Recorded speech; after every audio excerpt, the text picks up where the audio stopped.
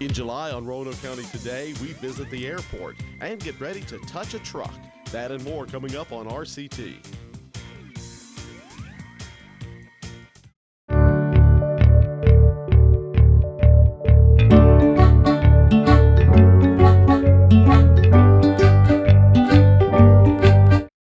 Hello, we're visiting today with Pat Franklin from the Department of Social Services, and she's going to be sharing with us more about the energy program that you all manage. So tell us a little bit about that program. Well, the energy program was established by the Low Income Energy Assistance Act of 1981. It was established to help low-income families and households to receive heating and cooling assistance. Okay, and this is a state issued program that Department of Social Services agencies manage. Yes, correct? Correct. Okay. We have basically it's three components. The first one would be fuel, and the fuel component runs from, we take applications for fuel the second Tuesday of October through the second Friday of November. All those applications are processed, and then in late December, the state sends the household a notice on how much they will receive towards their heating cost. And then starting November 1 through March 15th, we have a crisis component. And that's a program that helps with people that are in crisis for the heating. If they have a disconnect notice, if their furnace breaks down, if their oil tank might crack, or something needs to be replaced or repaired, then we can offer assistance through, like I said, March 15th on that. Okay. And then the other component, the component that we're currently in, is the cooling assistance. And it runs from June 15th to August 15th. Okay. And people who apply for cooling, they must meet a vulnerability status. So we have to have someone that is at least 60 years old in the household, or is disabled, or a child under 6 in order for us to help with the cooling bill. Okay, and there's an application process then? Yes, there is an application. They would fill out an application, and with cooling they need to submit their actual application with an electric bill so that we can process the bill. This year we're able to help with up to $400 on electric bills. Oh, that's great. So if you have not used your entire allotment, then you can submit another electric bill through August 15th until you use the whole $400. Okay. And what types of things will this program help? You mentioned to me when we talked before that people need to purchase box fans or window fans or the electric bills like you mentioned. So the largest component of the cooling is, of course, helping with the electric bill. But if you have a problem with your air unit and you need it replaced, or if you need it repaired, we could send the service staff out to that. You can apply for assistance with repairs, replacements. If you have no air and you need a window unit, you can apply for a window unit, a box fan, even a ceiling fan we can help with. Okay, those are great things to offer because we're seeing the dog days of summer, it seems like, so this will certainly be a good help. Now, how can people apply? What's the best way to do that? They can apply in person here at Social Services, or they can apply online at www.commonhelp.virginia.gov, or they can call our customer service center at 855-635-4370. Okay, and I'm sure there's more information as well on Roanoke County's website that people can access to get to all this information too. They can, and if they have any questions or any concerns, they can always call here at our local office and talk to one of our wonderful cooling specialist here in the building. Okay, it's good to know. People often like to have a local voice to be able to talk to, so that's good. Yes. Okay, you know, this is such a great program that's being offered, and I'm sure it's a big help to many people. Is there anything more to add about how people can get involved with this? Well, if you need assistance, I often say that if you're not for sure if you're going to qualify, because you do have to meet an income guideline, Right. just apply and we'll process the application. And if you're not for sure how, just give us a call. We'll walk you through it. We try our best to help help you with anything that we can.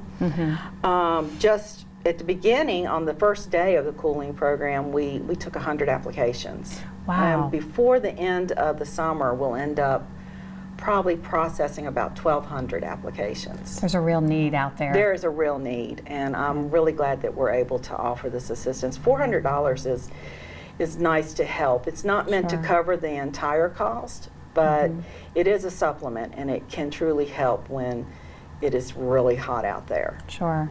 This is great information to know, and it's good also to know that there are other components that you mentioned, along with the heating and the crisis components that people can look for later on in the year. Yes. Assistance. Great. Well, thank you so much for sharing more about this, and encourage people to look online for more information. Well, thank you. Thank you. The Regional Center for Animal Care and Protection has new hours of operation and a new lobby. Thanks to grant funding, the center has a brand new look, making it easier for citizens to view lost pet listings, file a missing pet report, or interact with the staff. Plus, the hours have changed too. The new hours will be Monday through Saturday, 9 a.m. to 5:30 p.m. Adoption hours will be Monday through Saturday from 1 p.m. to 5 p.m. The new hours will increase our citizens' ability to redeem their animals earlier and create a better environment for adopters and the animals. July 27th at Roanoke County's Green Hill Park. You will not want to be anywhere else. It's the 11th annual Touch a Truck event. Personally, it's the most fun thing I do all year, hands down. Everything about the event is wonderful. Families come out, friends come together. We have over 200 vehicles of all sorts for the kids of all ages to get on, to climb, to learn about. The drivers are there from each one of these vehicles to explain to everybody exactly how they operate, what they do. Folks can get in them. I said they can touch them, they can honk their horns. It's just a fabulous day outside. The other thing that's wonderful is we have additional things for you to do. You can climb on the first 50 and then go, you know, I'm hungry. So you go ahead and have some food from a food vendor, or you go and have some ice cream. Or another favorite attraction is the fireman's foam. You know, some people even bring their bathing suits so that they can go out and have a great time in the fireman's foam. We have hay rides for folks to enjoy. Lots of the folks who run these vehicles, you know, for a living, they decide today is a good day for them to show it off. So some of them who have giant cranes put swings on them and everybody can swing. I mean, it's just such a wonderful, fabulous day. It runs from 10 in the morning till 3 in the afternoon. Sometimes the event gets a little loud, so at our entrance tent this year, and I think we started it last year, we even have headphones for the folks to pick up to borrow. No charge. The entire event's free, again, unless of course you want to buy some food, but you get to put them on and it muffles the sound so no one has to be irritated by the sounds of the horn. I mean, it is just so much fun, you know, and everyone comes out. A lot of the vehicles are from Roanoke County Parks, Rec, and Tourism. A lot of them are police vehicles. We have the SWAT vehicles out there as well. But then so many different companies just come together to showcase what they have. Yes, we have thousands of visitors come to this event, but the good thing about it is Green Hill Park is so large, the area we take up so widespread, that it doesn't even seem like there are that many people because you're not crowded into a small space. So everyone that comes really has a great time.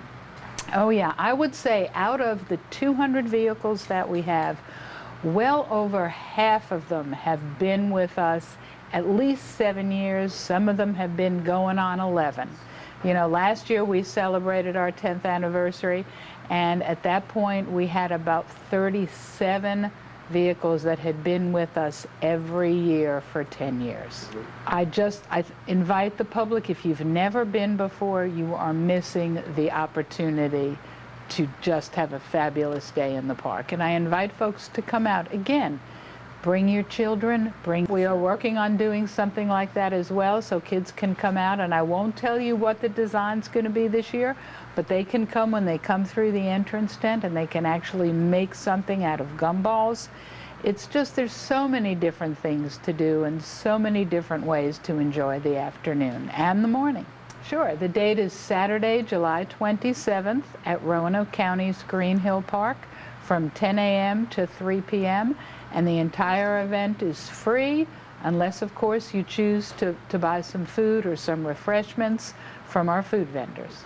For more information, if you want to go on our website, www.roanokecountyparks.com, or you can certainly call our front office desk at Kessler Mill Road at 387-6078, extension 0.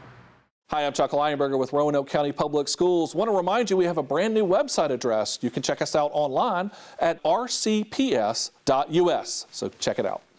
Hello, my name is Brian Klingenpeel, and I'm the Community Outreach Coordinator for Roanoke County Fire and Rescue. Each year, fireworks cause thousands of injuries across our country. Sparklers account for about a quarter of those emergency room visits that are related to fireworks.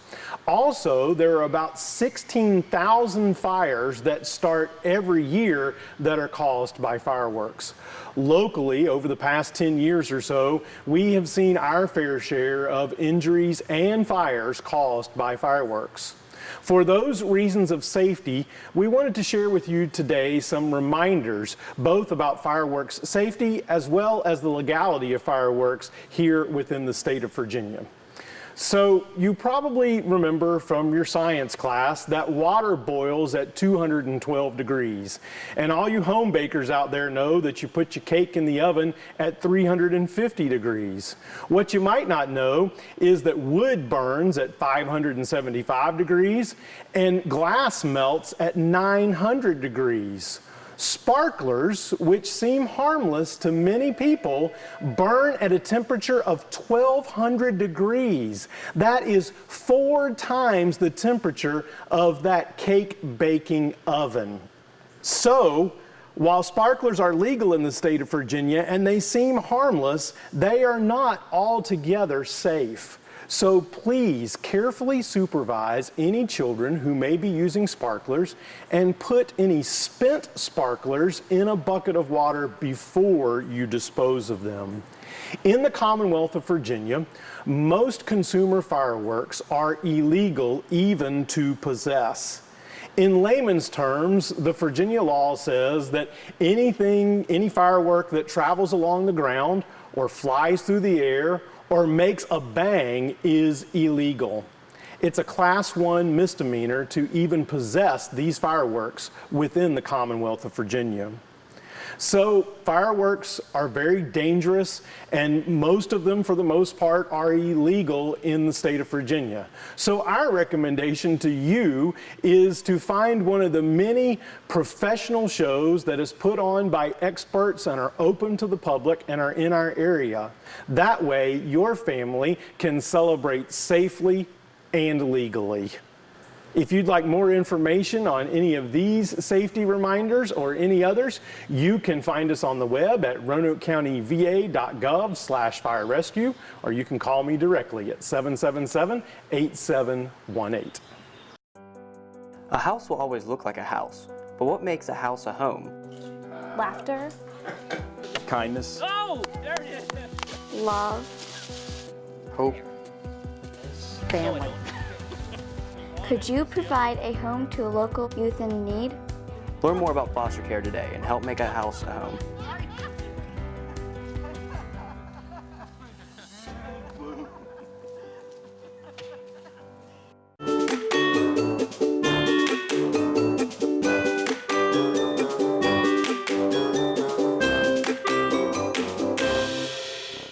talking today with Gray Craig, Web Content Manager for Roanoke County. I'm glad to talk with you today about something exciting that just launched in the county. So tell us a little bit about Roanoke County's website. Well, thanks for having me, Amy. Our new website launched June 20th, and it's a newly responsive site. It contains a lot of features that'll help make it very easy to use on mobile phones and on tablets.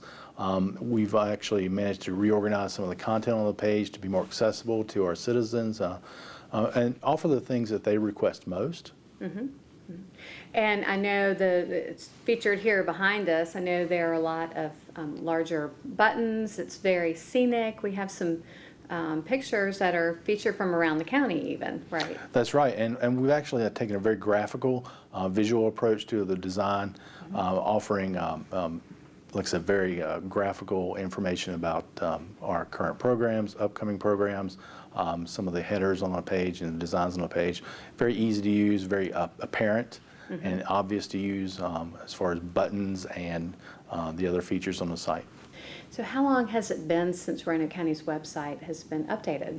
Well, our previous website launched in March of 2011, so it's been about been a few years since we've had a new look and a new feel, and technology has changed as well. Right. We're very happy to offer the same services for notifications and calendaring that we have on our old site. Those are included in the new site as well.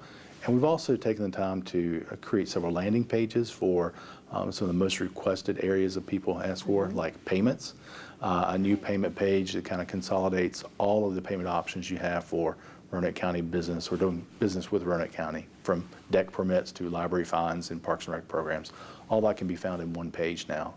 Another popular example is our public safety page, which contains links to the crime reports, health departments, everything related to public safety.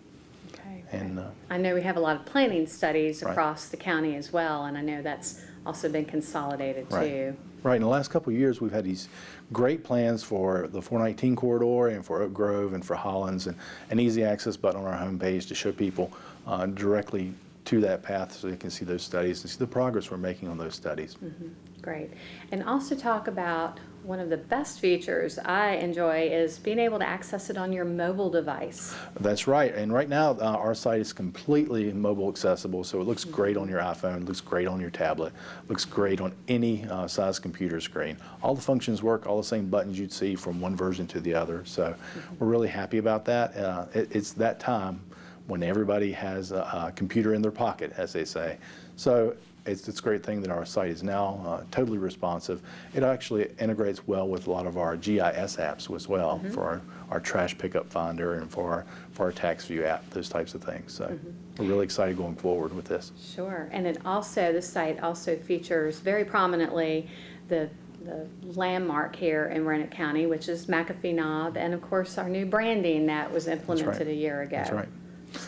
That's nice to see as well. Thank you very much. And it's one way to really reinforce the notion that Roanoke County is a place where we have business, we have our suburban areas, we also have really easy access to hiking, biking, canoeing, kayaking, all these outdoor activities. It really makes Roanoke County such a great place to live. Sure. Okay. And I know one added template on there was for library. They had a page, but they needed it a little more tailored to their services. So talk a little bit about that. Well, the library actually took advantage of our redesign to create more of a portal for the library services in general, and also took advantage of our new technology to offer branch-specific areas so people can zone in really quickly on their local branch library activities and programs that are being offered. So, as well as seeing some of the overarching services the libraries offer, like passports and their technology programs and movie nights and things like that. So, library staff and our patrons are very excited about our new redesign for that matter. And economic development also got a freshened appearance to it, and talk a little bit about that. How is it beneficial for them? That's right. Economic development, it's been about 10 years since they had a new website, and their site was rolled into our project as well, and their design is a new and fresh look, modern look that helps reflect some of the potential Roanoke County has for our existing businesses, for expansions and things like that, as well as it help to attract potential businesses to the community. and they can find a lot of resources when they go to all of these pages, really. They can. And RoanokeCountyVA.gov is our main website, of course. YesRoanoke.org is the economic development website address. So I know this has been a lot of work for you and for many of the staff across the county who manage many of these web pages. So congratulations on this, and let's say the website again so people can go and check it out. Well, thank you very much, and our address is www.RoanokeCountyVA.gov. Great, thank you. Thank you. Our four-legged friends make us smile all year long. Isn't it time we return the favor? The Regional Center for Animal Care and Protection needs your help to help keep these pets happy and healthy. Our goal is to keep pets in loving homes and out of shelters. You can make this happen by donating to the RCACP Food Pantry any time of the year. The following donations are needed: canned cat and dog food, dry cat and dog food, cat litter, and toys. Residents who need to pick up food can do so at 1510 Baldwin Avenue Northeast. Hello, I'm joined today by Tim Bradshaw, who's the Executive Director at the Roanoke-Blacksburg Regional Airport. Thanks for talking with me today. Thanks for being here. Yes, glad to have you. Yeah. We are in a fun place here today. We're out in the hangar at the airport, and we're going to talk a little more about that. But first, tell our viewers what your position is, what you do here at the airport. Sure. I work for the Airport Commission. I'm the Executive Director. We have about 60 members, staff members on there. Now, most people are used to the airline personnel, the rent-a-car, but really the Commission employs the people who take care of the airport, who run the airport day to day. Right, right. And talk about some of the successes here. I know there are more passengers, a lot of growth here. Tell us a little bit about that. For the past 4 or 5 years, we've seen solid growth. On this year alone, we're on track to do our best year since before 9/11. So a lot of people are flying. The economy's doing well. The airport is oftentimes the pulse for the local economy. If you see the activity at the airport, the number of passenger enplanements, the corporate travel, like this aircraft off my right shoulder here, you'll see that that's the true economic activity in the region. So economic activity in our region is booming. Okay, and you mentioned corporate. Are most of the passengers here corporate, or is it recreational? It's a good mix. We had a Legion flight go out earlier today, so it's about a 60-40 mix. So we do have some what we call leisure travelers, but the majority of our travelers are business travelers. That's what really supports it. That's what we lovingly refer to as our road warriors. They're the ones who fly in and out every week. So that's about a 60-40 mix. Okay, and talk about the types of flights going on here. Where are the destinations people are going? Well, we currently have 8 nonstop destinations. We have 2 in Florida with Allegiant. We have United to Dulles and Chicago. Atlanta through Delta, and then we have 3 destinations with American: Charlotte, Philadelphia, and LaGuardia. And remember, those are all usually hub cities because you want to connect somewhere else. Like if you're going to the West Coast or somewhere else, you would connect through one of those hubs. And are you looking to add more flights? Yes. What we desperately need right now is a Western hub. We don't have anything like Denver or Dallas, and that's been the 2 cities that we really pushed for. We're trying to convince the airlines to give us service to those so we can have that West Coast connection. Like currently right now, it could take you as many 3 flights to get to the West Coast, and we're trying to do that because 9 of our 10 markets, top 10 markets, are on the West Coast. San Francisco, Los Angeles, Seattle. And so we desperately need a Western hub. Sure.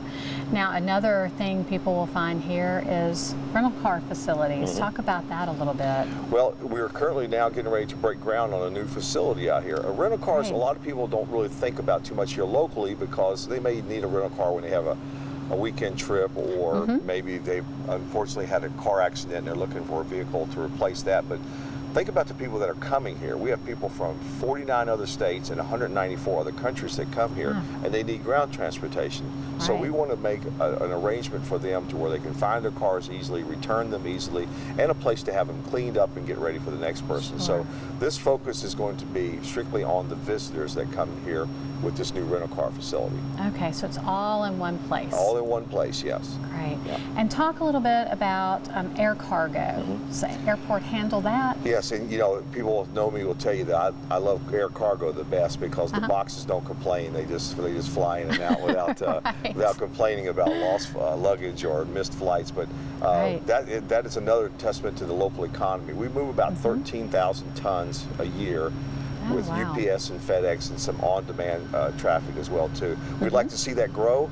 I would like to see an Amazon fulfillment center here in this part of the state. That's something we don't have.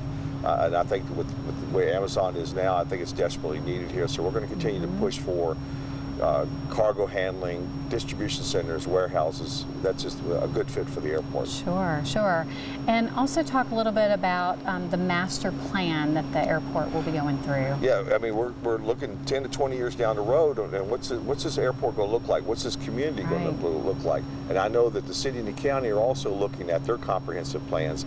So, you know, and if you look back over the last few years, I couldn't have predicted all the changes that have taken place with ride sharing, with peer-to-peer, all those types of things that starts going on. So we're going to be looking at the airport and the community for the next 10 to 20 years. What do we need?